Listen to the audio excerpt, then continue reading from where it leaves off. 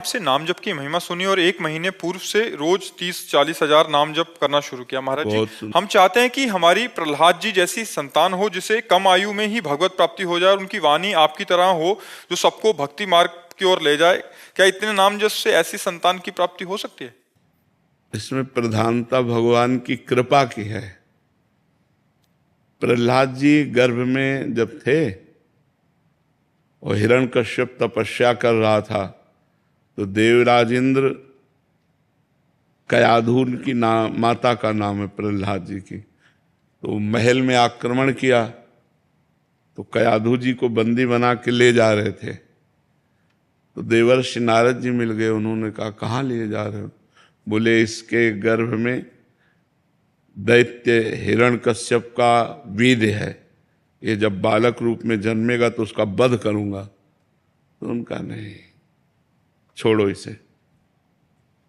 छोड़ाया और अपने आश्रम ले गए। रोज भगवत कथा सुनाते, रोज महाभागवत धर्म का वर्णन करते, नाम कीर्तन भजन। तो 9 महीने में गर्भस्थ शिशु प्रहलाद महाभागवत बन चुके थे। वो महाभागवत, अब इतने बड़े महापुरुष का सानिध्य मिला देवर्षि नारद का, तो इतने बड़े महान भक्त थे कि 5 वर्ष में जो देवर्षि नारद जी के द्वारा दिए हुए उपदेश से भक्तराज पदवी को प्राप्त थे 5 वर्ष के प्रहलाद जी। और त्रिभुवनपति हिरण्यकश्यप इतना भारी विरोध, पाई भरना तो डरे और न बाल बांका हुआ, बस हरि के बल पर सब विघ्नों को पार कर गए। तो संत संग, नाम जप और शास्त्र स्वाध्याय, पवित्र आहार, पवित्र वातावरण, तो गर्भस्थ शिशु पर इसका प्रभाव पड़ता है। पर अब वो प्रहलाद जी के समान तो प्रहलाद जी ही हैं, प्रहलाद जी के समान नहीं। 5 वर्ष के बालक को अग्नि में जलाया गया, हाथी से रौंदाया गया, पर्वत के नीचे दबाया गया, पानी में डुबाया गया, कुछ नहीं हुआ। यहाँ डुबाओगे तो मर जाएंगे, नहीं मर जाएंगे, आग लगाओगे तो जल जाएंगे।